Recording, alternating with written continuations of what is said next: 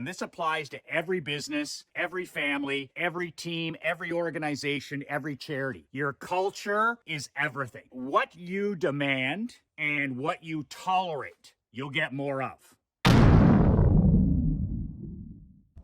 Clear is kind, unclear is unkind.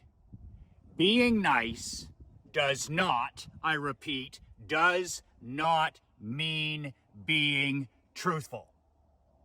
Clear is kind, unclear is unkind. Michael McLean, brassballsvideos.com. I am an ex-professional hockey coach, ex-amateur championship hockey coach, turned 8-figure entrepreneur. I'm a husband, a father, and a small business owner just like you.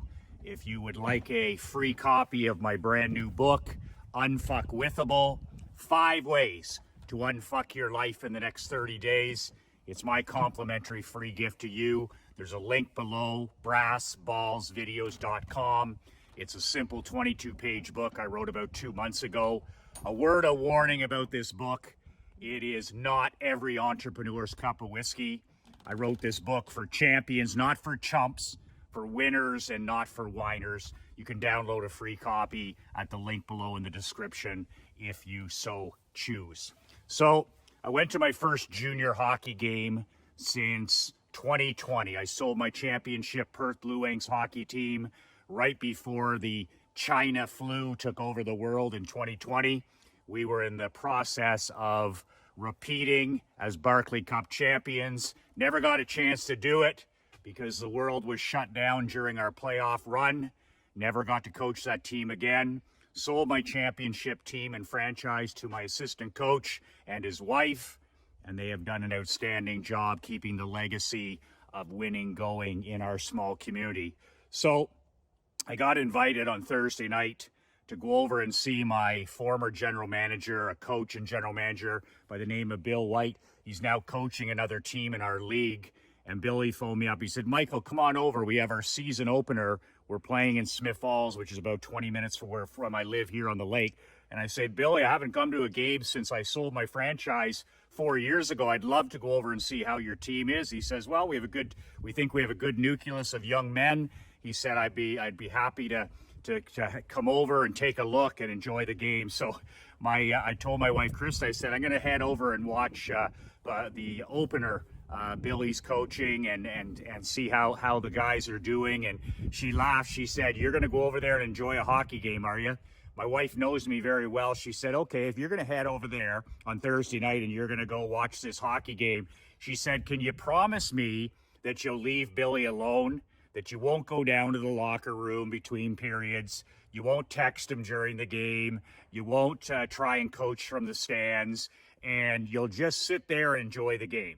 And I said, listen, I haven't been in the rink in years. I can go over there and I can just relax. Nobody knows who I am anymore, and I can just enjoy the game. And I promise I'm not gonna bother Billy. I'm not gonna send him any recipe index cards down. I'm not gonna talk to him between periods. And she just laughed, knowing the way I am when I'm at a sporting event. So I go over to the game, and his team, the Embrum Panthers, they have a nice 2-0 lead after the third period.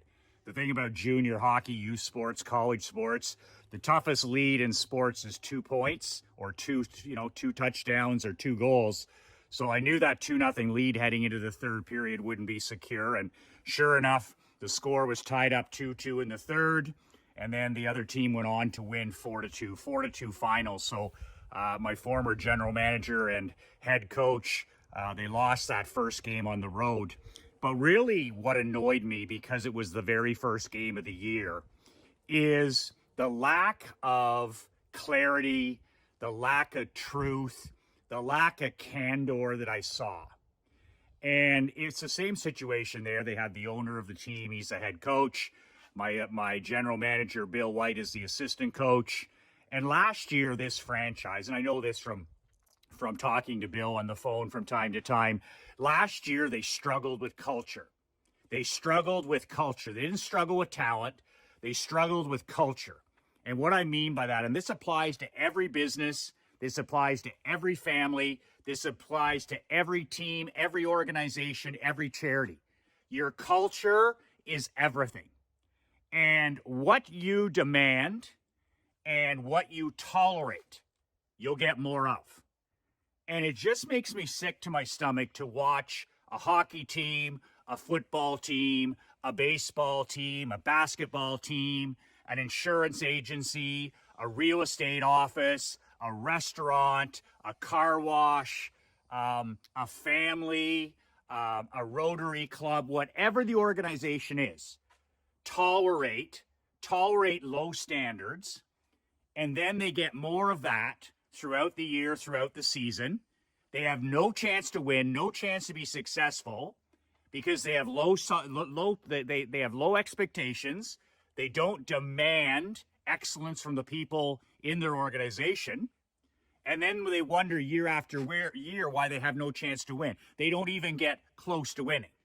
Low standards, low expectations equal low results. Whatever you tolerate as a coach, as a CEO, as a president, as an entrepreneur, as a husband, as a father, whatever you tolerate, you're going to get a hell of a lot more of that. So if you tolerate, people being late, you're going to get a hell of a lot more of that. If you tolerate your athletes being out of shape, you're going to get more of that. If you tolerate, bad defensive play, laziness, sloth, you're going to get more of that. If you tolerate missed deadlines or sloppy dress code or iPhone junkies or digital addiction, whatever you tolerate, whatever toxic and radioactive activities you tolerate in your life and your business, you're going to get more of that. So low standards. So I didn't go down. I didn't see Bill after the game. I have no horse in that race. I have no dog in that fight. But when I see teams lose because the leaders aren't truthful and aren't honest, it drives me fucking crazy. And losing, even if I'm connected to it in a tiny bit, like I'm going to watch a friend coach, a loss like that, a 4-2 loss like that, makes me sick to my fucking stomach. And I hope I never lose that, because if you're not sick to your stomach when you come up short, whether it's in life, whether it's in business, whether it's when you miss a walk or you miss your reading time or you eat the wrong foods or you drink too much or you don't show up or you don't date your wife, I hope you're sick to your fucking stomach. Because if you're not, I really think there's a big piece of you missing. I really think a person who's not sick to their stomach when they lose in life and business, I believe they lack character. And I believe they lack integrity, period. I'm sick to my stomach, tiny losses, big losses, whatever it is. And that drives me to not miss, to be every day. So in this particular case, there was a player on the Emblem losing team, number 17. And I wasn't going to go see Bill after the game because I was furious and I didn't want to go down to the locker room and bother him. I have a rule. I never go see coaches after a loss. So I sit down before I leave and I write a text. I know he'll get it after the game. And there's a copy of it right here that I have Marc-Andre put in this video. You can read this text. This is the private text that I sent to Bill about one of his players 1 minute before I left. The game was over, 4-2 loss. And I wrote it about number 17. He's a 20-year-old player. He's a veteran player. He should know better, right? Never seen the kid play before. So I write this to him. I drive home, and of course, I get a message from Bill. 100% agree. I'm totally on board. He goes, I totally get it. I said, that's my perspective of that guy. If you got that guy on your team, if you're going to tolerate that kind of performance, then you ain't going anywhere. And this is a recipe for disaster. This is a recipe for disaster. The fact that that you're going to tolerate that type of behavior from a player and it's not going to be corrected is absolutely a recipe for disaster. That it's not going to be able to continue. It's going to get worse because you're tolerating it. It's just going to get worse and worse, and you're going to lose just like you did last year. So, we talked. Bill called me up the next morning, and he asked me my opinion. I said, listen, if you're going to tolerate that undisciplined play, if you're going to tolerate that lack of respect, that slamming sticks and mouthing off to the referee, this kid in the first period, took one of the most undisciplined penalties I've ever seen. He put his team in a very difficult spot in the first period. And then in the third period, when the score is 2-2, number 17 takes an unsportsmanlike penalty at the faceoff. That means he didn't know enough to shut his fucking mouth. He's lipping and he's chirping at the other team and the referee, and the referee gives him a 2-minute penalty with like 6 minutes left in the game, and the score is 2-2. Costs them the game. Costs them the game. But here's the worst part. I mean, because that's a teaching situation where you can teach about emotional drunkenness, right? We can be as drunk from emotion as we can from alcohol or drugs. And if you're an emotionally drunk person, if you're an emotionally drunk man, an emotionally drunk father, husband, entrepreneur, coach, you have no chance to win. So this could have been a teaching point for this young man. You know, we're not going to tolerate that. We're not going to tolerate emotional drunkenness or being out of control or mental weakness, whatever you want to term it. But no. The kid comes back to the bench and he goes right back on the ice. In other words, he didn't miss a shift. So he's in the process of costing his team. Plus, he's 20 years old. He's one of the leaders of the team. It's just a horrible example to younger players. But he's not corrected. He's not corrected by the head coach. He's not punished. He's not disciplined. And he goes right back and he plays. And I was just awestruck. Like, I was like, in the first penalty, the kid would have never seen the ice again. The rest of the night, I would have nailed his fucking ass to the bench. And in the first game of the season, I would have sent a message to everybody else that if you're going to take selfish penalties like that, if you're going to be a clown and you're going to be a meathead on the ice, you ain't going to play, period. You ain't going to play at all. Well, then the second time it happens, and it does, a recipe for disaster, because you didn't correct it the first time. You weren't truthful, you weren't candid, and you didn't, clear as kind, unclear as unkind. You didn't do your job as a coach and a leader, and then he cost you the game in the third period by being back out on the ice. And I said to Bill, I said, if I was head coach of that team and that guy took that second penalty and cost us the game, he wouldn't have come back to the bench and sat on the bench and then went back on the ice. I would have sent him right to the fucking locker room from the penalty box. And I would have undressed him and I would have sent him home. But that's the difference, winning's my sport. Obviously, winning is not their sport. So to make a short story long, they play the same team the exact same night, 24 hours later. I said, Bill, you got to get control of these guys. There's got to be some accountability, or this is going to be a long season. Like, you got to get honest with these players.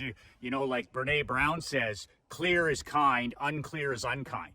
So stop, as coaches, stop lying to these players, stop lying to yourself, stop lying to, even the parents, and start being truthful with these players so that they can grow, they can develop, and they can become better men. Because that's what hockey, that's what football, that's what baseball, that's what basketball is about. 1 in 100,000 of these kids are going to play for money. So almost none of them. So my goal is always, let's make this person a better person. Let's make this person a better person. But when you're not candid and you're not truthful with your employees, with your children, with your wife, when you lie to yourself and you lie to your wife and you lie to your children and you lie to your employees, being a nice guy. Nice doesn't mean truthful, okay? Nice guys patronize, okay? They're like, oh, well, it wasn't that bad, or they make excuses for the person. And then you cripple them. So they make an excuse for this hockey player, and then he goes out and does it again, and he doesn't learn anything as a young man. When you tell a person the truth, okay, you're not going to play unless you play the right way, then that kid has a chance to be a better player, and he has a better chance to be a better young man. He learns accountability, he learns mental toughness, he learns discipline, he learns accountability, he learns it all. But not if you're just one of these pretend nice guys or nice coaches or nice CEOs. You don't get anything accomplished. Nice guy liars. They're not candid, they're not truthful, and nobody improves. So the next day, to Bill's credit, I called them up and then they play them the next night and they win in overtime. And I'm like, wow, Bill, great job. You're now 1-1. Nice bounce back, and all this stuff. He says, I'm going to tell you a story, Michael, about number 17. And I show you the text here in the video. He says, I had a one-on-one meeting. Like, Bill's only assistant coach. He's not in charge of the discipline. And he said, I had a one-on-one meeting with this kid after I talked to you. And I said, okay, before the game. He said, yeah. He said, I sat him down in the locker room one-on-one. And I said, he goes, Darren, I guess kid's named Darren, I don't know him from Adam. He goes, here is, I want you to read something. And he hands him his phone, and it's my text.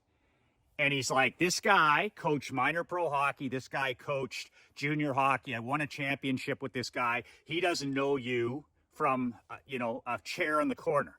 He's never seen you play. He was just there to watch the game. And he says, this is what he wrote to me about you after the game.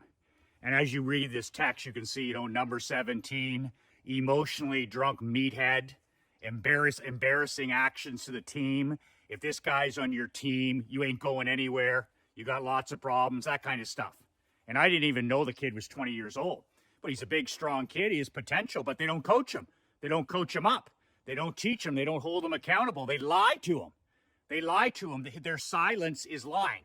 Their silence is agreement. Instead of clear as kind, being truthful with people, being truthful with your employees, being truthful with your family, being truthful with yourself. So he ends up, he said, first of all, when he read the text, the athlete, he says his face went beet red, then it went white, and he said he literally had to hold back the tears because this was probably the first time in his playing career that he got feedback that wasn't from mommy and daddy or from some pussy coach who's like stroking him. And it came from an unsolicited guy like me, clear as kind, I don't know who he is, and it really rocked him. It was like a 2x4 upside his fucking head, which is exactly what the surgeon ordered. And the kid, there's nothing more to say. He said, and Bill said to him, he said, listen, you're either going to be part of the solution here, or you're going to be part of the problem, but it's not going to be in between. So you need to decide right here and right now whether you're going to help us win or you're going to help us lose and you're going to be somewhere else. But this kid was shocked by that mini text, like a scouting report, right? Somebody clear as kind, unclear as unkind. I was clear as could be. So Bill says to me, he says, so we go and play the game. And he says, we win in double overtime. The guys are all excited. He says, guess who was first star? First star of the hockey game. Number 17. The kid that got the text. The kid that, embarrassed them the night before. First star. Bill walks up to him in the locker room after. He says, great job. He goes, fantastic. The kid turns to him. He says, Bill, he says, that's the most fun I've had playing the game in years. Tonight was the most fun I've had playing the sport of hockey in years. And you know why that is, right? Because probably dad, is one of these guys who's like, get out there and slam around and hook and hold and punch and be a pretend tough guy. Doesn't let the kid play the game. So finally, there's a coach here who demands that he plays the game the right way. Bill, that's the most fun I've had playing the game in years. He said, tonight was so much fun. See what happens when you tell the truth? When you tell the truth to yourself, when you tell the truth to your kids, to your wife, you don't have to worry about lies. You don't have to worry about half-truths because you're not covering anything up. You're just being 100% truthful, 100% candid, and all the stress and anxiety goes out of your life because you don't have to remember anything either. You don't have to remember anything when you're a truth teller. Now, if you're a liar and a cheat, you always have to have a good memory, right? You always have to have a good memory because there's always going to be problems happening in the future because you didn't deal with it. But I just can't believe the number of teachers I run into, the number of sports coaches, the number of moms and dads who are just crippling their children, their students, and their athletes by patronizing them.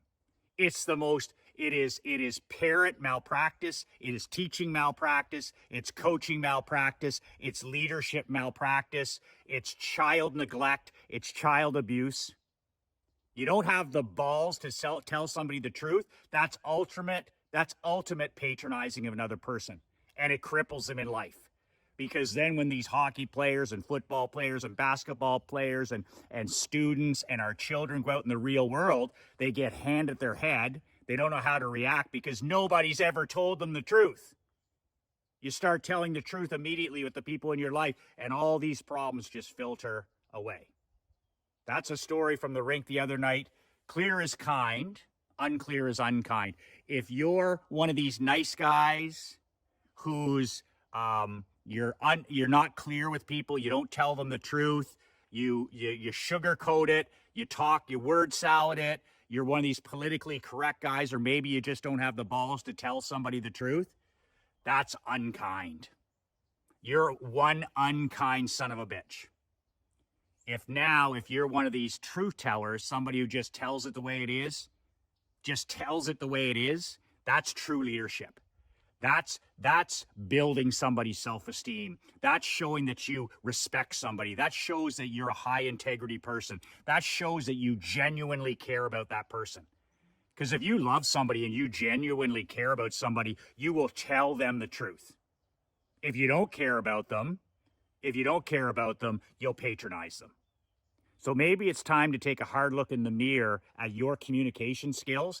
Are you a truth teller, or are you a bullshitter? Are you a truth teller, clear as kind? Or are you one of these nice guys who's very unkind? Very unkind. Because clear is kind, okay? Unclear is unkind. Which side of the ledger do you fall on? The truth shall set you free, and all progress in life starts with the truth. You want your kids to grow, you want your marriage to grow, you want your business to grow, you want your happiness to grow, you want to get in better shape, you want to be a better man, a better husband, you want to get richer, you want to get healthier. The truth, all progress starts with the truth. Truth with self and truth with others you care about. Stop lying to the man in the glass. Start telling the unvarnished truth to yourself and everybody else you care about, and watch your life and business transform to the moon. 2 words that changed my life, 2 words that'll change yours. Be relentless.